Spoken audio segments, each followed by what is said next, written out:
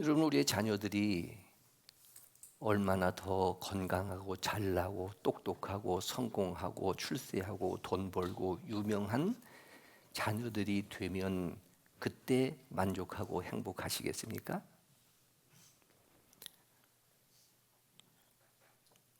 그냥 내 곁에 있다고 하는 것, 내 아들, 딸이 되었다고 하는 자체만으로도 행복할 수 없겠느냐 하는 거예요. 낳고 싶어서 낳는가? 내가 선택했는가? 신앙의 입장에서 하나님께서 나에게 맡겨주신 기업이라고 한다면 어떠한 아들과 딸이든 믿음으로 잘 양육하고 그냥 내 곁에 있다고 하는 것만으로도 사랑하면서 살 수 없을까? 지금보다 조금 더 나은 모습을 원하는 부모로서의 혹 마음은 있다 할지라도 정말로 그것이 자녀를 위한 것일까? 부모인 나를 위한 것일까? 너무 욕심이지 않느냐 하는 거예요.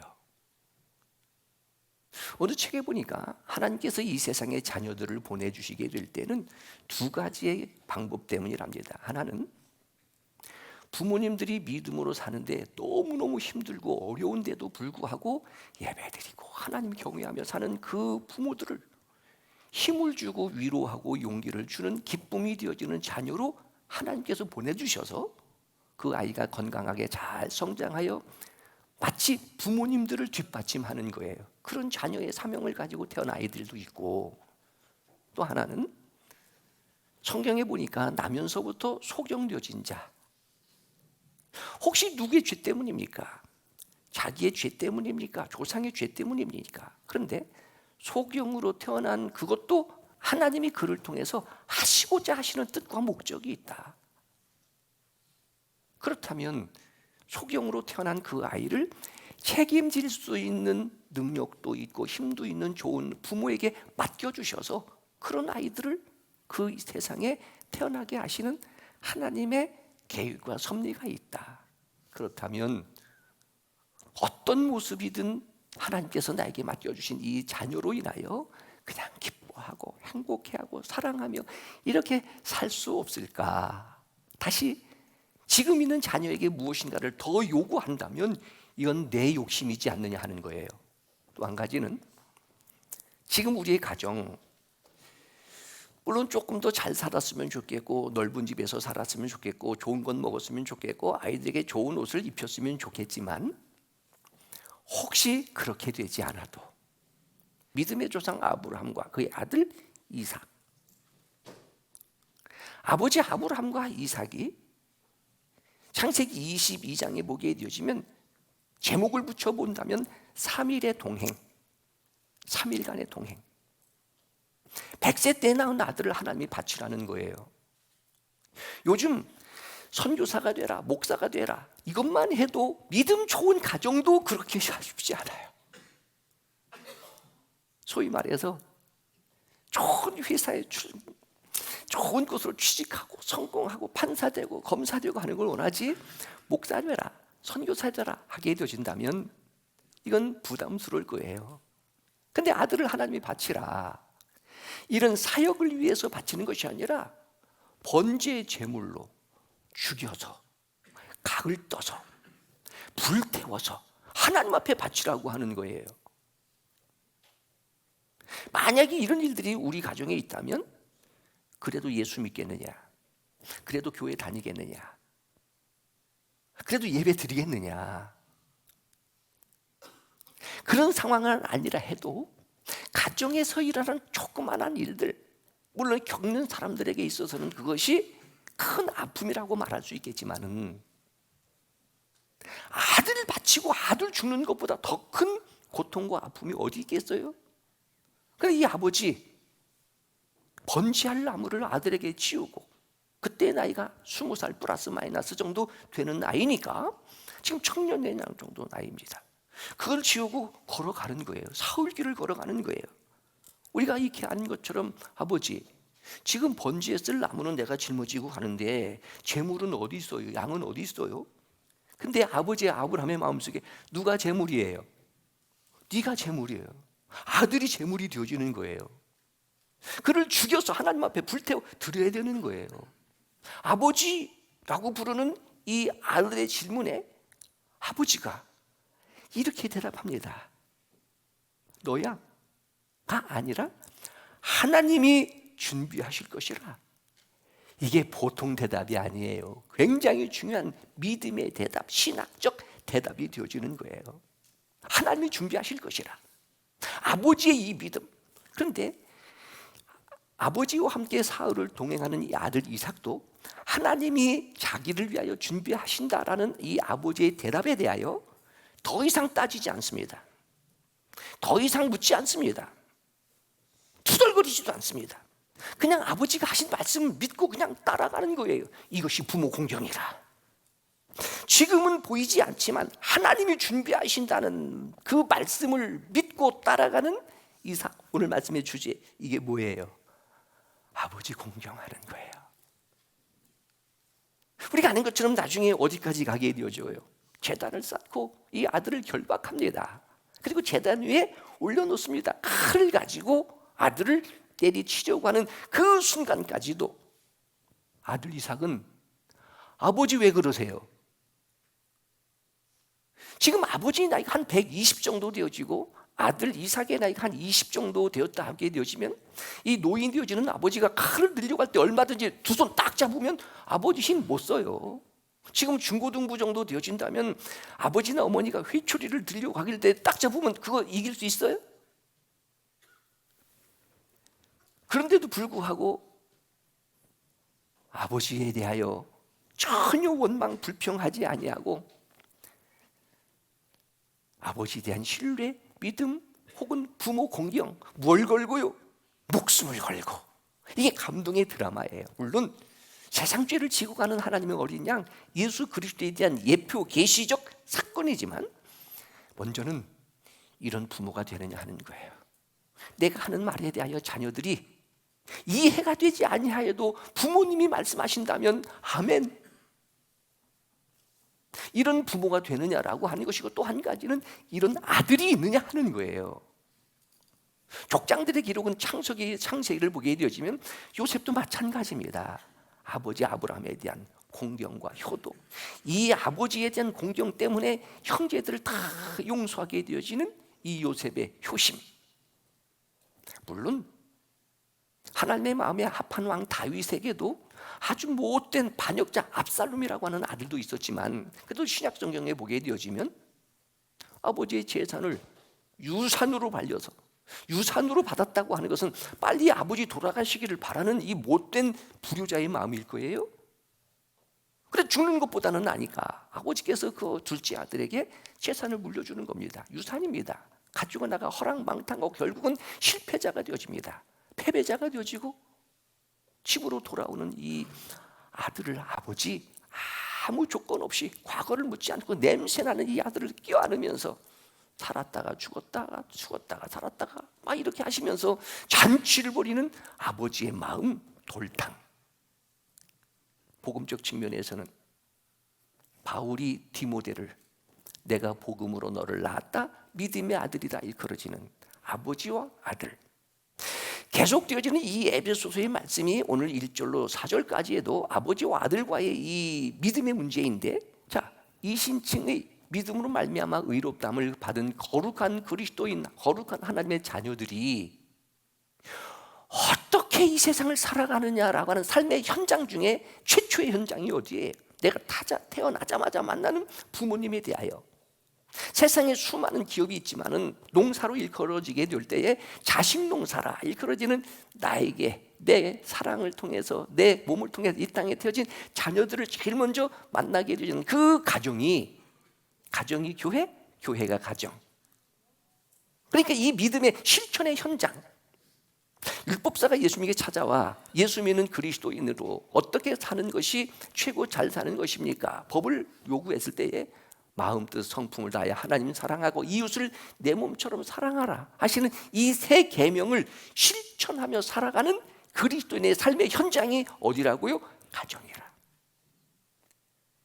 옛날에는 가화만사성이라고 하는 말도 있었고요, 수신제가 지국평천하라는 말도 있었고요, 이제는 이것이 부끄럽지 아니하는 삶의 현장이고 간증이에요. 가정이 평안해야, 부부의 관계가 잘 되어야, 자식과의 관계가 잘 되어야, 물론 이것이 믿음이에요. 부모 공경도 믿음입니다. 자식 사랑도 믿음입니다. 그래서 지난주에 말씀드렸던 것처럼 부부도 무슨 관계라고요? 복음적 관계가 되어지는 거예요. 이것이 깨어지면 뭐가 되어져요? 기도도 안 돼요. 예배도 안 돼요. 행복도 없어요. 그러나 세상에 아무리 힘들고 어려워도 저녁이면 돌아갈 가정이 있고 부모님이 있고 아내가 있고 남편이 있다면 견디어 가는 거예요. 그래서 5월 가정의 달을 시작하면서 먼저 하나님 앞에 기도했던 것, 각자의 가정에 얼굴이 다른 것처럼 남들이 볼 때는 별것 아닌 것 같아도 나에게는 이거 감당할 수 없는 엄청난 아픔과 눈물과 슬픔이 있다. 신앙적 측면에서는 그것을 십자가라 말하게 해주실 때에 뉘게 나 있는 십자가 나에게도 있다. 내가 기도해도 소용없다, 뭐 예배 드려도 소용이 없다, 그러니까 떠나자, 그만두자가 아니라 그래도 주님 말씀하시잖아요. 수고하고 무거운 짐진 자들아 다 내게로 오라. 내가 너희를 쉬게 하리라. 그 속에서 나는 마음이 온유하고 겸손하니 내게로 와서 배워라. 내 짐은 쉽고 가벼움이니라. 나의 그 고통을, 아픔을, 슬픔을, 눈물을 아시고 쉼, 안식의 의미도 있겠지만 자유의 의미, 이런 때일수록 힘들고 어려우니까 포기하자, 그만두자, 떠나자가 아니라 우리 거듭난 그리스도인이라면, 정말로 예수 믿는다면 그 무거운 짐 가지고 누가 앞에 나오자고요? 주님 앞에 나와 예배드리자. 의인은 오직 믿음으로 말미암아 살리라. 믿음으로 산다는 것이 예배만 드리면서 믿음으로 사는 것이냐 하는 거예요. 그래서 이렇게 예배를 드리고 실제적인 가정에서, 세상에서 이제 다음 주 5절 이하에 보게 되어지면 예수 믿는 그리스도인으로서 어떻게 행복하고 기쁘게 사명감 가지고 사회생활, 직장생활을 해야 되느냐라고 하는 원리가 또 기록이 되어져 있는데, 그러면 어떠한 그리스도인이어야 하느냐 하는 거예요. 다시 정말로 믿음이 있느냐 하는 거예요. 어떻게 보면 생명보다도 귀중한 것이 사명이라고 말합니다. 그러니까 우리는 뭐 가지고 사는 거예요? 사명 가지고 사는 거예요. 조금 더. 자식이 내 거예요? 내가 낳았으니까 내 것이니까 내 마음대로 되어져요? 하나님께서 나에게 맡겨주신 나는 청지기입니다. 주셨다가 거두어 가시면 자식이 아니라 내 생명도 내어놓는 것이 우리의 삶이에요. 그러니까 허락하신 그때까지 자녀들 뭐 할 의무밖에 없다, 사명밖에 없다, 사랑할 거예요. 근데 오늘 말씀해 보니까 노엽게 하지 말라 하는 4절의 말씀입니다. 또 아비들아, 자녀들을 노엽게 하지 말라. 바꿔 말하면 이 자녀들도 인격적 존재라, 하나님의 형상이라, 예수 믿고 거듭나야 되는 거룩한 그리스도인이 되어서 우리의 믿음을, 교회를 이어갈 다음 세대 믿음의 후계자들이니 무시하지 말고, 업신여기지 말고, 상처 주지 말고, 노엽게 하지 말라 하는 말씀들이 바로 그런 겁니다. 1922년 5월 1일부터 시작되어졌던 방종환 선생에 의해서 어린아이들도 여러 가지의 어린이 현장이 있겠지만 핵심적인 내용은 인권이에요. 인권, 존중입니다. 우리의 자녀들이 그렇다라는 말입니다. 저희들이 어렸을 때는 어버이날이었습니다. 어머니날. 이게 이제 1973년도부터 시작되어졌던 그런 부모님을 공경하고 경로, 효친 사상으로. 그런데 어린이날, 어버이날 이런 부분들이 여러 차례 말씀드렸던 것처럼 우리나라가 기독교 국가는 아니지만 이번에 윤 대통령이 미 의회에서 연설을 했던 내용 중에 하나가 우리나라는요, 언더우드라든지 아펜젤레 선교사들에 의해서 전해준 기독교 정신에 입각한 입법구의가 민주국가가 되었습니다 라고 하는 것처럼, 그럼 이게 이념적으로 제가 누구 편드는 그런 개념은 아니고요. 어버이날, 어린이날 어떻게 보게 된 다 성경적 근거잖아요. 어린 자녀들 시편 127편에 보니까 하나님께서 우리에게 기업과 상급으로 주신 겁니다. 예수님께서 천국 백성의 모형으로 우리를 축복하신 겁니다. 우리가 아는 것처럼 이제 우리의 다음 세대가 되어주는 거예요. 부모님을 공경하는 것도 십계명 중에 5번째 약속이 있는 첫 계명, 내 부모를 공경하라. 이것이 약속이 있는 첫 계명인데, 운동 열심히 하고 부지런하고 좋은 보약을 먹어야 장수하고 잘 되고 하는 것이 아니라 내 부모를 공경하라. 그리하면 내가 땅에서 잘 되고 장수하리라. 여러분, 우리가 아는 것처럼 머리 좋다고 공부 열심히 했다고 1등 했다고 해서 이 세상 성공하고 행복하고 훌륭해지냐 하는 거예요. 하나님께서 사람을 남자와 여자로 지으시고 복 주시되 생육하고 번성 땅의 충만 다스리는 거예요. 먼저 무엇입니다? 복이 먼저가 되어지는 거예요.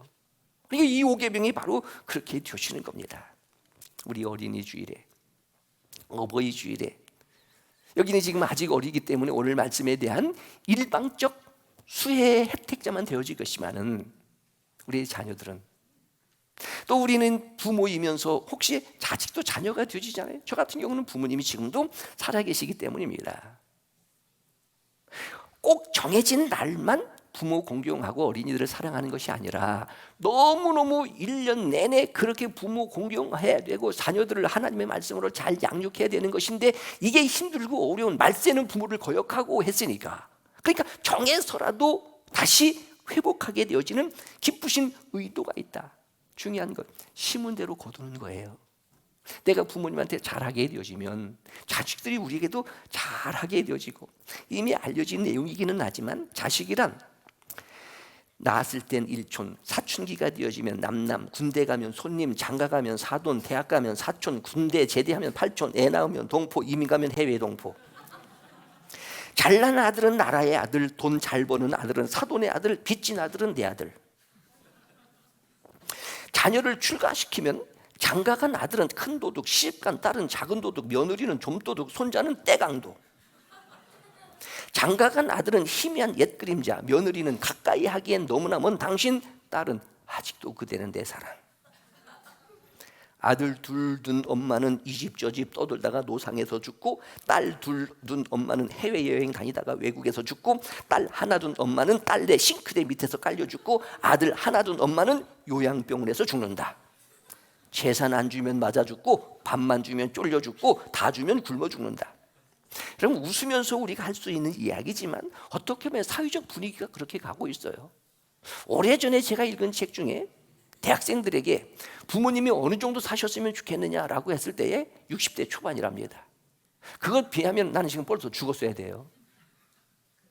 왜냐하면 보편적으로 60 전후로 해서 은퇴를 하게 되어져요. 아파서 오랫동안 투병 생활을 하게 되어지면 그나마 있었던 아파트 한 채 병원비로 다 쓰게 되어져요. 그러니까 부모님이 은퇴하시고 한 1, 2년 전도 살다가 죽으셔야 뭐가 남는 거예요? 재산이 남는 거예요. 우리의 자녀들은 그렇게 되지 아니하겠지만, 부모 공경도 믿음으로 하는 것, 자녀 양육도 믿음으로 하는 것, 부부 생활도 믿음으로 하는 것, 의인은 오직 믿음으로 말미암아 살리라. 여러분, 성경은 유기적 완전 축자 영감입니다. 다시 말하면 그냥 우연히 기분과 감정으로 그냥 기록되어진 것이 아니라 한자 한자 한절 한절 모든 것이 하나님의 깊으신 신묘막측한 하나님의 섭리 계획에 의해서 기록이 되어져 있다면, 지난 주일날 부부에게도 누구에게 먼저? 아내들아 라고 기록이 되어져 있다면 오늘도 누가 먼저? 자녀들아, 자녀들아. 자, 그렇다면 오늘 이 자녀들이라고 하는 것은 단순히 유초등부에 해당되어지는 것만 아닐 겁니다. 그래도 어느 정도 성장되어지는 그런 자녀들을 자녀들아, 파이디온이라고 하게 될 때에 주 안에서 너희 부모에게 순종하라라고 하는 것이 먼저 자녀들이라. 그러면 가정에 어떤 사건이 생겼을 때, 부모와의 어떤 갈등의 문제가 생겼을 때, 어떤 큰 집안의 대소의 행사들이 있었을 그때에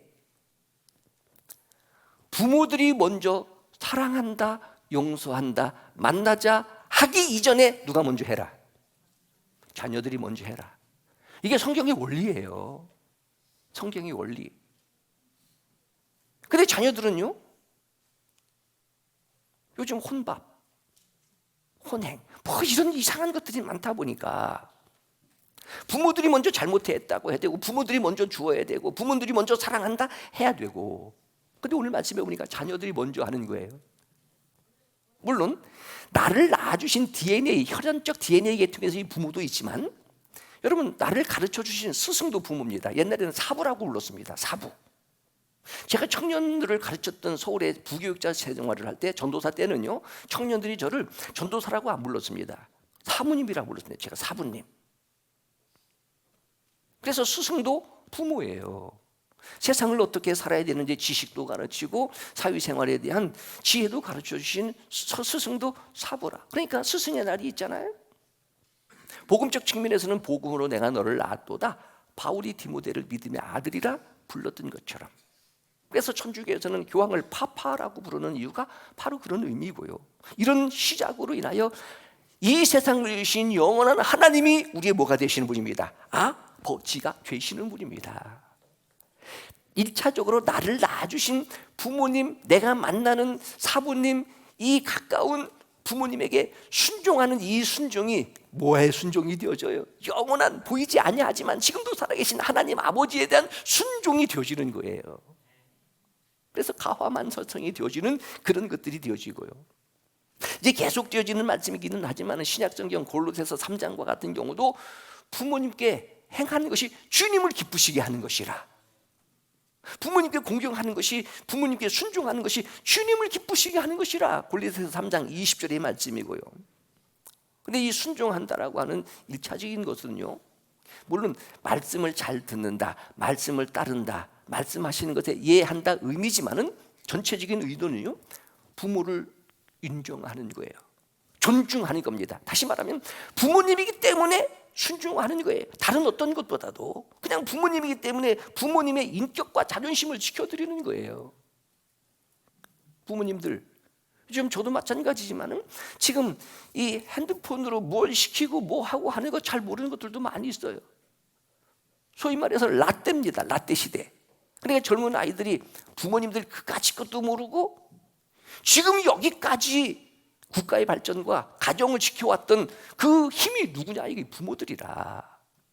근데 우리는 농경사회에서 산업사회들을 거쳐서 지금 물론 IT 정보화 시대이기는 하지만은 이런 과정 속에 지금 조금 안다고 잘났다고 똑똑하다고 부모님 무시하는 거예요?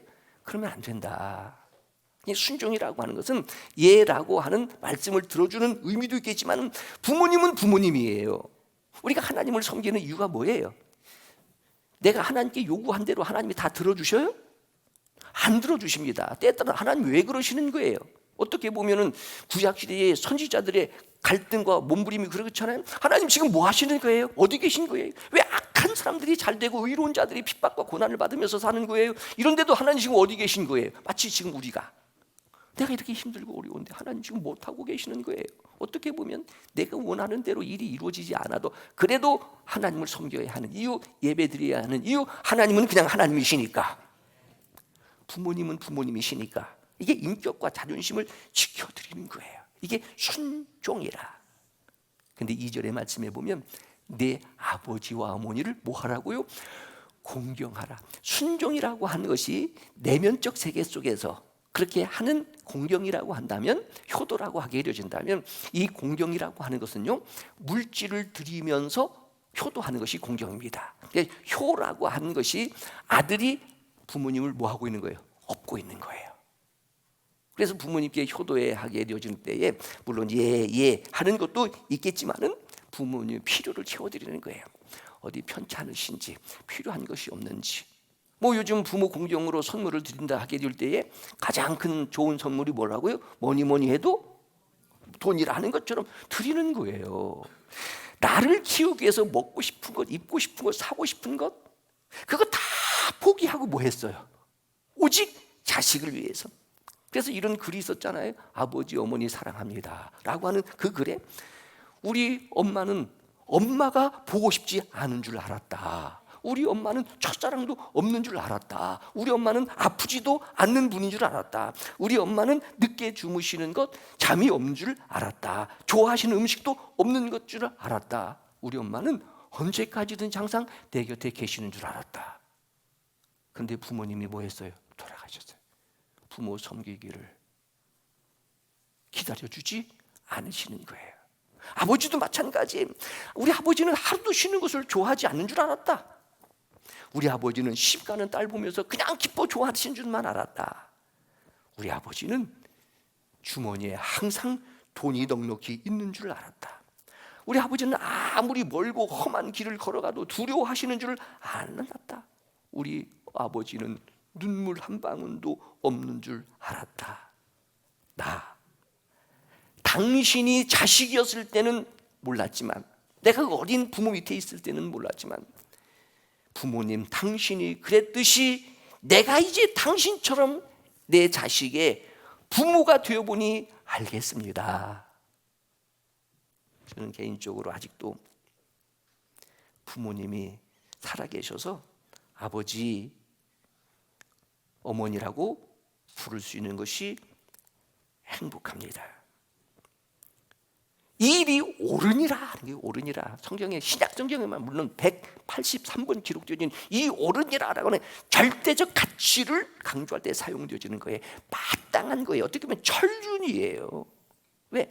말세 때가 되어지면 부모를 거역하게 되어진다 하는 말입니다. 그러니까 부모님들 물질로도, 어떻게 보면 우리에 대한 하나님의 특별한 관심, 물론 어떻게 예배를 드리고 믿음으로 사느냐 하는 것도 있겠지만은, 유대인들은요 보이지 아니하는 하나님이 보이는 하나님으로, 그게 누구라고요? 아버지예요. 부모님이에요.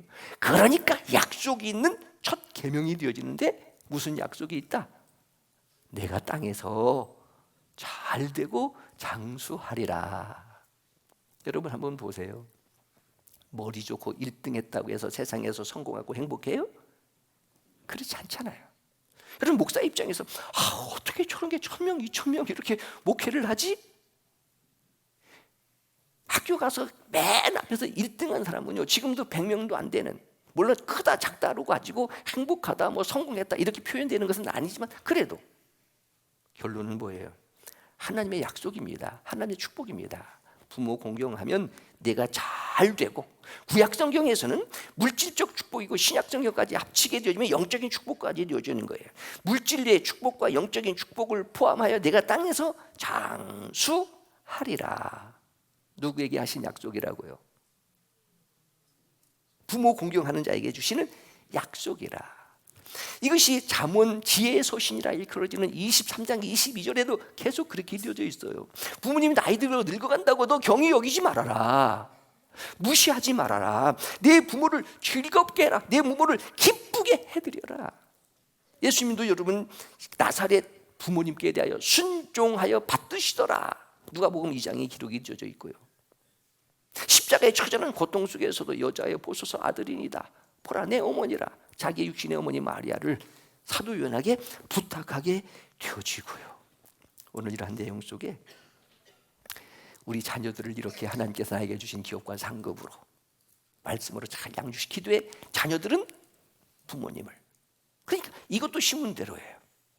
내가 부모님을 어떻게 섬기느냐에 따라서 우리의 자녀들이 그것을 보고 그대로 오게 되어질 거예요. 마지막으로 부모로서 자녀들을 노엽게 하지 말라, 인권이고 존중하라 의미도 있겠지만은, 오직 주의 훈계와 교훈으로 잘 양육하라 이런 말씀에 대표적으로 세계적인 부호 록펠러 어머니의 자녀 교육이면서 동시에 10가지의 유언, 이것을 여러분에게 한번 설명하고 마치겠습니다. 기록하지 않아도 괜찮아요. 이건 네이버에게 물어보면 더 정확하게 나옵니다. 그러나 중요한 것이기 때문에 자녀에 대한 유언이에요. 그가 고백한 거예요. 이 록펠러가 어머니의 유언을 지켜서 내가 이렇게 부자가 되고 형통하게 되었다라고 하는 그의 고백인데 10가지입니다. 첫째, 하나님을 친아버지로 섬겨라. 아버지를 통해서 공급되어지는 그 아버지는 누구이시다? 하나님이시다. 목사님을 하나님 다음으로 섬겨라. 그래야 말씀의 은혜가 되어지니까. 세 번째, 오른쪽 주머니에는 항상 11조를 준비해라. 저는 개인적으로 지금 아이들이 돈을 벌고 하는 것은 아니지만 우리 교회 나름대로의 자랑이에요. 자녀들을 위한 1000번제. 여러분 1000번제 총액으로 따지면요 한두 명의 11조밖에 되지 않습니다. 그래도 그 아이들의 이름을 부르면서 록펠러가 성공하고 부유한 세계적인 부호가 될 수 있었던 그 원리고 유언이에요. 원수를 만들지 말아라. 왜? 원수가 생기면 일에 장애가 된다. 예배를 드릴 때는 항상 앞자리에 앉아서 드려라. 그래야 말씀에 집중할 수 있으니까. 항상 아침에는 그날의 목표를 세우고 하나님께 기도하라. 하나님을 신뢰하고 믿음으로 하루를 시작하라. 잠자리에 들기 전에는 반드시 하루를 반성하고 기도해라. 왜냐하면 그날의 죄는 그날 회개해야 된다. 남을 도울 수 있으면 힘껏 도와라. 그리고 중요한 것, 나팔 불지 마라. 주일날 예배는 꼭 본 교회에서 드려라. 중요한 건데 저희 부모님들이 그래요. 좀 아들 교회 와서 한번 예배 한번 드리면 어때요? 어디 여행을 가셔도 3박 4일 주일을 껴도 이제 교회가 또 특별한 것도 아니에요. 이제 이미 은퇴 장로가 되셔서 그런데도 불구하고 토요일이면 다시 돌아가시는 이유가 주일날 본교에서 예배를 드리도록. 마지막 한 가지, 아침에는 제일 먼저 말씀을 읽고 하루를 시작하라. 이것이 록펠러가 세계적인 부호가 될 수 있었던 이유인데 부모님의 유언이라고 하는 겁니다. 5월 가정의 달, 우리의 자녀들이 이렇게 이루어지고 우리의 부모들이 이렇게 이루어져서 먼저는 가정의 아픔과 상처가 치유되어지고 회복되어지고 천국이 이러한 것이구나 경험하는 5월 가정의 달 영광의 성도들이 되시기를 축원합니다. 기도하겠습니다. 하나님 아버지,